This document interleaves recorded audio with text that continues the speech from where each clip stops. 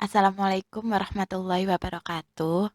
Di sini kami dari kelompok 8 akan mempresentasikan hasil diskusi kami dengan materi yaitu jaminan dan hukum jaminan. Di sini saya Nur Abida beserta rekan saya yaitu Jihan Hidayat dan Muhammad Bagus Hidayatullah akan membacakan hasil diskusi kami. Yang pertama yaitu pengertian jaminan. Jaminan adalah suatu perikatan antara kreditur dengan debitur, di mana debitur memperjanjikan sejumlah hartanya untuk pelunasan utang menurut ketentuan perundang-undangan yang berlaku apabila dalam waktu yang ditentukan terjadi kemacetan pembayaran utang si debitur. Jaminan adalah aset pihak peminjaman yang dijanjikan kepada pemberi pinjaman jika pinjaman tidak dapat mengembalikan pinjaman tersebut. Jaminan merupakan salah satu unsur dalam analisis pembiayaan. Istilah jaminan merupakan terdapat dari bahasa Belanda, yaitu zekerheid atau kautie. Zekerheid atau kautie mencakup secara umum cara-cara kreditur menjamin dipenuhinya tagihannya, di samping pertanggungjawaban umum debitur terhadap barang-barangnya. Selain istilah jaminan, dikenal juga dengan istilah agunan. Istilah agunan dapat dibaca dalam pasal 1 angka 23 Undang-Undang Nomor 10 Tahun 1998 tentang perubahan atas UU Nomor 7 Tahun 1992 tentang perbankan.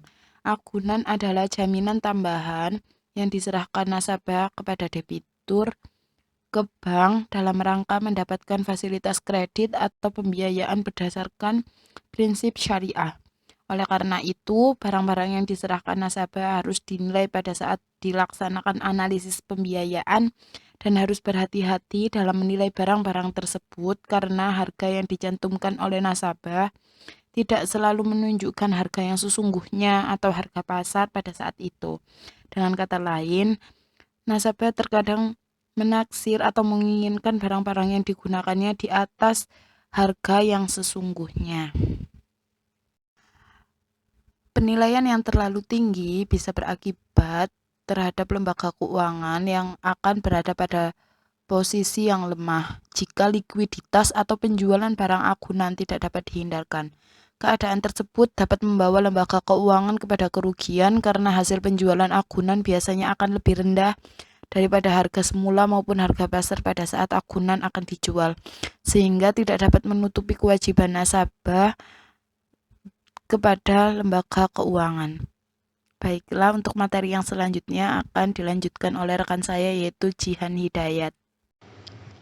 Saya Jihan Hidayat akan melanjutkan penjelasan materi. Hukum jaminan. Hukum jaminan berasal dari terjemahan Zakherheidstellin atau Security of Law. Sri Dwi Mas Yun Sofwan mengemukakan bahwa hukum jaminan adalah mengatur konstruksi yuridis yang memungkinkan pemberian fasilitas kredit dengan menjaminkan benda-benda yang dibelinya sebagai jaminan. Peraturan demikian harus cukup meyakinkan dan memberikan kepastian hukum bagi lembaga-lembaga kredit, baik dari dalam negeri maupun luar negeri. Adanya lembaga jaminan dan lembaga demikian kiranya harus dibarengi dengan adanya lembaga kredit dengan jumlah besar, dengan jangka waktu lama dan bunga yang relatif rendah. Sedangkan menurut Bahsan, hukum jaminan merupakan himpunan ketentuan yang mengatur atau berkaitan dengan penjaminan dalam rangka utang piutang atau pinjaman uang yang terdapat dalam berbagai peraturan perundang-undangan yang berlaku saat ini. Unsur-unsur yang terkandung di dalam perumusan hukum jaminan yakni sebagai berikut. 1. Adanya kaidah hukum. Kaidah hukum dalam hukum jaminan dapat dibedakan menjadi dua macam, yaitu kaidah hukum jaminan tertulis dan kaidah hukum jaminan tidak tertulis.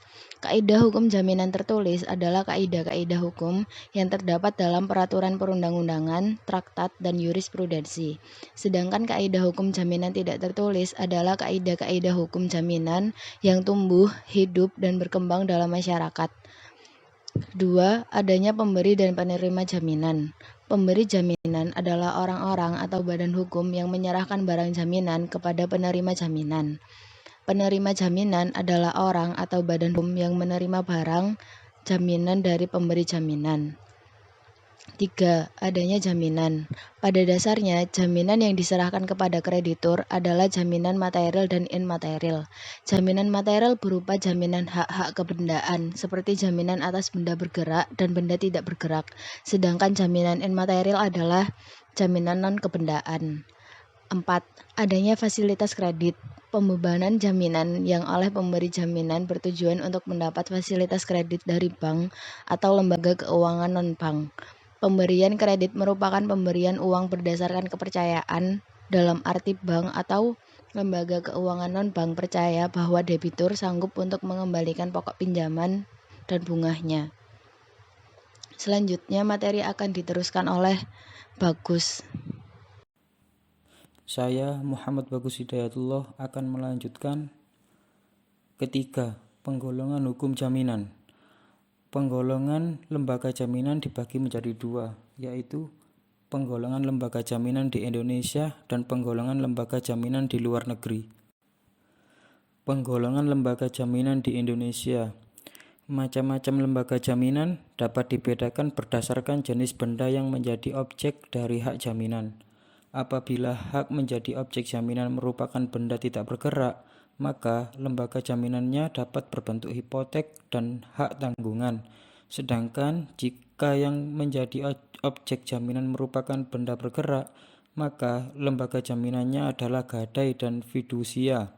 Berikut ini adalah penjelasan tentang masing-masing hak jaminan tersebut. Pertama, hipotek. Hipotek pada umumnya diatur dalam pasal 1162 sampai dengan 1232 KUA Perdata. Menurut pasal 1162 KUH Perdata, yang dimaksudkan dengan hipotek adalah suatu hak kebendaan atas barang tidak bergerak yang dijadikan pelunasan dalam suatu perikatan. Kedua, hak tanggungan. Hak tanggungan adalah suatu hak kebendaan yang harus dibuat dengan ekstra otentik dan didaftarkan serta bersifat aksesorir dan eksekutorial yang diberikan oleh debitur kepada kreditor sebagai jaminan atas pembayaran utang-utangnya yang berobjekkan tanah dengan atau tanpa segala sesuatu yang ada di atas tanah tersebut. Ketiga, gadai. Gadai adalah suatu hak kebendaan yang bersifat aksesorir yang diberikan oleh pihak pemberi gadai kepada pemegang gadai sebagai jaminan atas pembayaran utang. Caranya adalah dengan menyerahkan benda objek gadai yang dapat berupa benda bergerak, bertubuh maupun tidak bertubuh ke dalam kekuasaan pemegang gadai atau pihak ketiga yang disetujui kedua belah pihak. Jadi, debitur atau pihak ketiga yang disetujui memegang hak untuk memakai atau menikmati hasil atas benda objek gadai tersebut. Keempat, jaminan fidusia. Jaminan fidusia adalah suatu jaminan utang yang bersifat kebendaan, yang pada prinsipnya memberikan barang bergerak sebagai jaminannya, dengan memberikan penguasaan dan penikmatan atas objek jaminan utang tersebut kepada debitur. Kemudian pihak debitur menyerahkan kembali penguasaan dan penikmatan atas benda tersebut kepada debiturnya secara kepercayaan. Penggolongan lembaga jaminan di luar negeri. 1. Lembaga jaminan dengan menguasai bendanya. Lembaga jaminan dengan menguasai bendanya adalah suatu lembaga jaminan di mana benda yang dijaminkan berada pada penerima jaminan. Lembaga jaminan ini dibagi menjadi 6 macam, yaitu pledge of pawn, line, mortgage with possession, hire purchase, conditional sale, credit sale. Kedua, lembaga jaminan tanpa menguasai bendanya. Lembaga jaminan dengan tidak menguasai bendanya adalah suatu lembaga jaminan di mana benda yang menjadi objek jaminan tidak berada atau tidak dikuasai oleh jaminan. Yang termasuk lembaga jaminan ini adalah mortgage, chattel mortgage, fiduciary transfer of ownership, leasing. Sekian penjelasan dari kelompok kami. Apabila ada yang ingin ditanyakan, bisa bertanya di WA Group. Wassalamualaikum warahmatullahi wabarakatuh.